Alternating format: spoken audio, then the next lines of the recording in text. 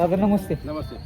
एक मोठं मैदान आणि मोठा विजय म्हणावा लागेल आज. काय सांगाल आजच्या विजय? आनंद खूप आहे, कारण का आमचा गेल्या मार्चमध्ये आमची गाडी लॉबी झाली, आता आम्हाला चान्स भेटला, खूप आनंद आहे. आज नियोजन कशा पद्धतीने करण्यात झालं? मल्हार पाहाला सोबत आमचं नियोजन तिथं मालशिरसमध्ये झाला होता गेल्या वेळी.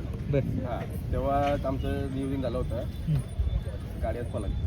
एक काय जाणवतंय या जोडीचं वैशिष्ट्य की बाबा गाडीला खालून गती कमी आहे, पण पुढे आल्यावर जाम गती लागते. जेवढा पल्ला असेल तेवढा अजून गती लागेल. मेहरबानचं एक वैशिष्ट्य आहे की मोठ्या मैदानात कायम गुलाल घेत असतो. मोठ्या मैदानात तो कधीच गुलाल सोडत नाही.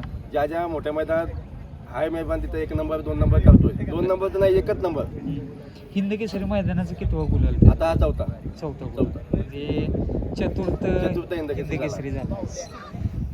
एक काय पळण्यात काय वैशिष्ट्य जाणवतं की त्याच्यात बाबा हे ठळक आहे आणि मूर्ती लहान आहे ना, त्याच्यामुळे जास्त गोदा कीर्तिमान तसा आहे ते. हां, त्या मूर्ती लहान असल्यामुळे जास्त स्पीड लागते आणि बैल पहिल्यापासून म्हणजे जेव्हापासून आदत आहे तेव्हापासून जास्तच गतीत लावतो. मल्हार संदर्भात काय सांगाल? आता चालू सीझनला आणि काय दोन्ही बाजूला तो पण काढायचा पब्लिकचा बैल आहे, कुठला पण येऊ दे आम्हाला काही नाही, तो पण एकदम टॉपचा बैल आहे. अजून बरेचसे मेंबर आहेत. आता हा शेठचा मुलगा, शेठची जाव आहे, शेठची मुलगी आहे, ही पण शेठची मुलगी, शेठचा जाव आहे आणि शेठची मुलगी. कसा आनंद आहे आज मोठा विजय आणि हिंद केसरीचा गुलाल प्राप्त केला? खूप छान वाटतंय, खूप आनंद झालेला आहे. आता फायनल बघू कशी जाते. फायनल पण नक्कीच मारणार आणि आमचा विश्वास आहे, विश्वास आहे. जसं त्यांनी सेमीला केलंय, पहिला आलाय, तसं फायनलला पण नक्की येणार. सेमी वेळेस काय चाललेलं मनामध्ये वगैरे? सेमी वेळेस चाललेलं धाकधूक होती थोडीशी. पहिली बाजूची गाडी थोडी पुढे गेलेली तेव्हा काहीतरी म्हणजे असं वाटलं होतं, पण नाही, मेहरबानने आम्हाला प्रूव्ह करून दाखवलं की तो कोणापेक्षा कमी नाही आहे आणि मग त्याने पहिला करून दाखवलाच. तसंच आता फायनलला पण करून दाखवलं. दादा नियोजन कसं झालं होतं आणि कधी झालं होतं? काय हा नियोजन आमचं 20 तारखेलाच झालं होतं. ज्ञानेश्वर ठाकूर आणि नितेश गायकवाड आणि स्वतः शेठ दीपक शेठ पाटील यांनी नियोजन केलं होतं. आणि आजच्या जुना बैलपोळा हिंद केसरी मैदानाच्या नियोजन आणि आयोजनाबद्दल काय सांगसाल? यांचं आयोजन तर खूप छान आहे, म्हणजे फाट्या बिट्या वगैरे खूप चांगले आहेत.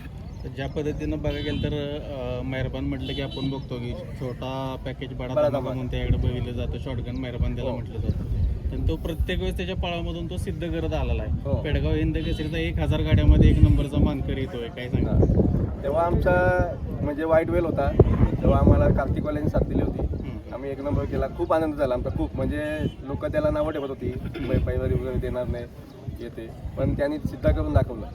तर माळशिरसचं आपलं पाठीमागचं मैदान ज्या पद्धतीने तुम्ही म्हटलं की त्या ठिकाणी पण नशिबानं कुठंतरी साथ दिली नाही. गाडी आपली लॉबी झाली, पळून बसली पण लॉबी झालेली होती. त्याचीच भर कुठंतरी आज त्याने या मैदानामध्ये तुम्हाला परत काढून दिली. दाखवली त्यांनी आम्हाला दाखवलं की मी काय कुठं थांबणारा नाही आहे, तुम्ही नियोजन करा, मी पळायला रेडी आहे. आज आपला मेहरबान कितव्या गटामध्ये पळाला होता? 34 मध्ये 3 नंबर.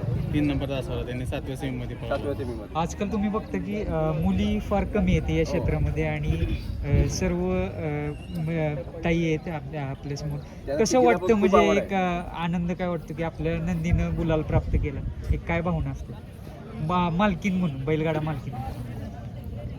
तसं तर खूप आनंद होता. म्हणजे आमच्या आई वडिलांनी आम्हाला कधीच थांबवलं नाही की ह्या क्षेत्रात जास्त मुली जात नाही तर तुम्हीही जाऊ नका, असं कधीच बोलले नाही.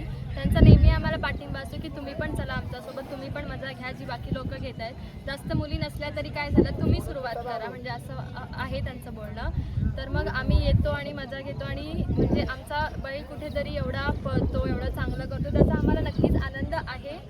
आणि यापुढे तो जे काही करेल, म्हणजे काहीही त्याचा निकाल असो, त्यावर आम्ही नक्कीच खुश असणार आणि समाधानी असणार आम्ही त्याच्यावर. ज्या पद्धतीनं मैदानामध्ये आपल्याला लोकांचा प्रतिसाद मिळतो, एक महिला म्हणून आता तुम्ही प्रत्येक मैदानामध्ये फिरत असता, बघत असता तुम्ही, एक बैलगाडी क्षेत्र म्हणून तुम्ही काय सांगाल? तसं काही म्हणजे सांगण्यासारखं नाही. असं लोक असं एक फिमेल आहे म्हणून असं बघतात की कोणीतरी नवीन आहे, फिमेल आहे, म्हणजे सगळ्या मेलमध्ये एक फिमेल म्हणजे जसं लोक बघतातच. पण ठीक आहे, काही प्रॉब्लेम नाही.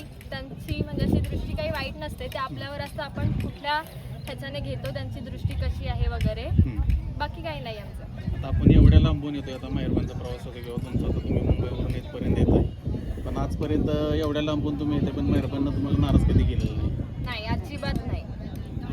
आणि नाराज केलं तरी आम्ही त्याचं मनावर घेत नाही, कारण आम्हाला त्यांचं माहिती आहे की तो काय म्हणजे करू शकतो.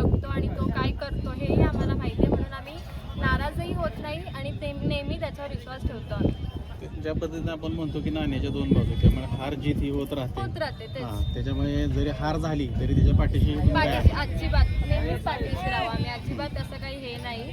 आणि आम्ही समाधानी आहोत आमच्या बैलावर, असं काही इश्यू नाही आहे. तो हारला तरी आणि जिंकला तरी. जिंकला तर ऑफकोर्स खुश होणारच आम्ही, आणि हारला तरी खुशच होणार.